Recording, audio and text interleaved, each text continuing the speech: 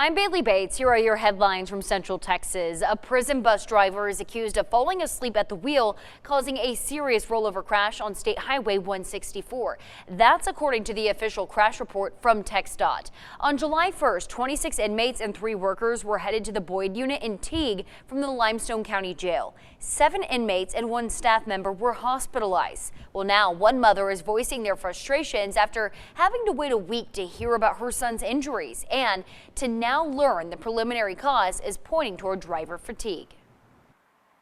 I was told when I called up there numerous times that if he was hurt, I'd have been notified. I highly doubt it. I really do. I wasn't notified. You gave him a walker. He's 33 years old. Initial reports from the Texas Department of Criminal Justice said that there were no life-threatening injuries from the crash, but the official crash report says 1 inmate was airlifted to Baylor Scott and White Hillcrest in Waco for their injuries. After a month since the crash, the loved ones of the inmates say they only want accountability. The best in professional softball faced off over the weekend, but the AUSL Championship is about more than just crowning a champion. It's about inspiring the next generation of softball stars. Our Cindy Wicker has more. Just 2 seasons into its existence, the Athletes Unlimited Softball League has already changed what's possible. For the first time, young athletes can dream beyond college, and today's stars say they're finally seeing that dream become a reality. But the biggest compliment we've gotten so far this year is little girls saying, like, they just don't want to play college softball, they want to play pro softball. And to me, that just warms my heart because, a lot of us didn't really have the opportunity to say that growing up and have faith in it. And now they can come here and they can see it. That's exactly what league officials hoped would happen just 2 years after launching the AUSL, which has given nearly 100 athletes a place to continue playing professionally, while giving young fans role models they can watch in person.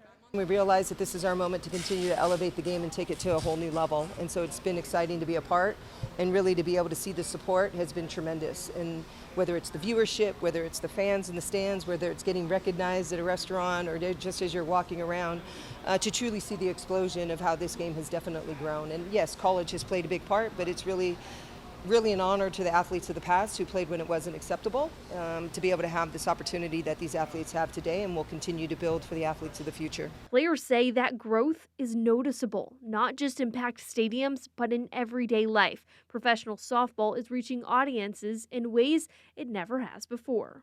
Now it seems like we're kind of everywhere. Like, we'll be on the plane and we'll have the TV on and we'll be watching our own games on the plane TV. So it's just really cool stuff like that, like recognition and just being able to be seen in the professional sports area. And Davis Diamond provides the perfect backdrop, one of the premier softball venues in the country, now hosting the biggest weekend on the professional calendar.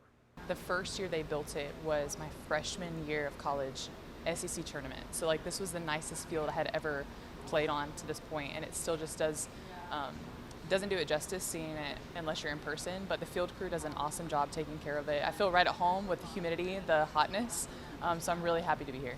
And for one player, championship weekend is also a homecoming. Former Texas A&M player Mac Barbara returns to the field where she starred as an Aggie, now chasing a professional title with the Chicago Bandits. She's proud to be an Aggie, right? And it's nice when you have the comforts at home. You have people in the stands, that love you and care about you and show up. And so when you live loved, you can come out here and be free and swing the bat. We're playing a game and you can have fun with it. Players believe the biggest victory may be the young softball fans leaving Davis Diamond, believing one day they'll be back.